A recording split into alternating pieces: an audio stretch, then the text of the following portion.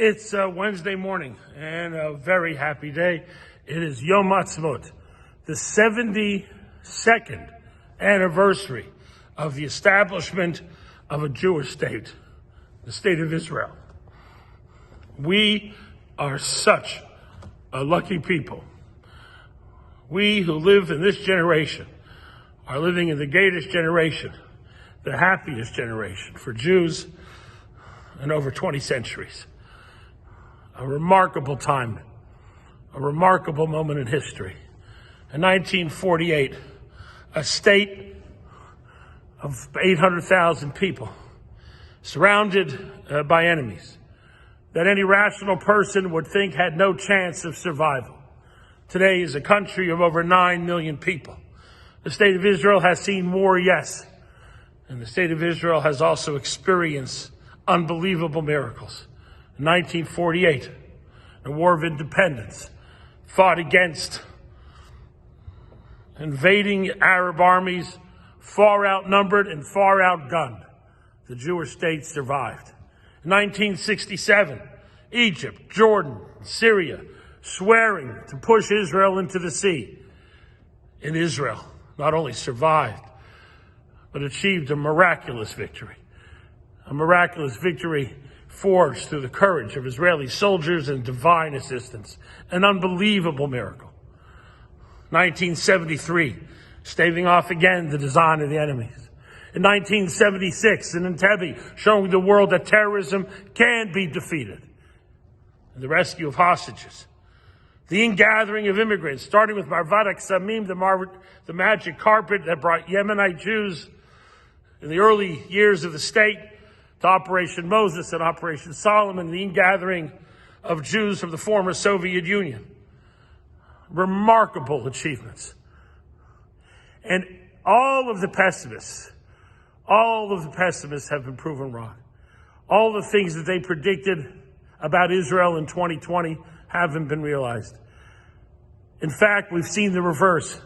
Israeli Arabs integrated into the country like never before. Attending university, working in the hospitals, achieving economic security. The Arab world making peace with Israel despite a lack of resolution to the Palestinian question. They said this could never happen, and it's happened. And now when you imagine all of the growth that's happened, venture capital in the tech field, top 3 countries in the world, U.S., China, and the third on that list is not Germany, it's not France, it's not Britain, it's not Japan, it's the state of Israel.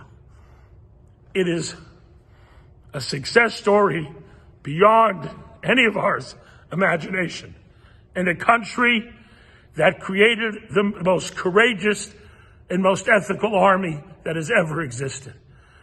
The state of Israel is sought after by countries around the world for its expertise in defense and intelligence, yes, but in medical technology, in cybersecurity, in a whole host of fields. The state of Israel. We waited for this for a long time. And in a couple of years, for the first time since the First Temple period, a majority of the Jews in the world will be living in Israel. We can get on a plane anytime we want and go to Israel. Something our grandmothers' thought was a fantasy. And for us, it's everyday life. And we get to see the Jewish people in their own home. The only place in the world that's ours. And now it's ours and under our control. No longer is the fate of the Jew in the hands of others.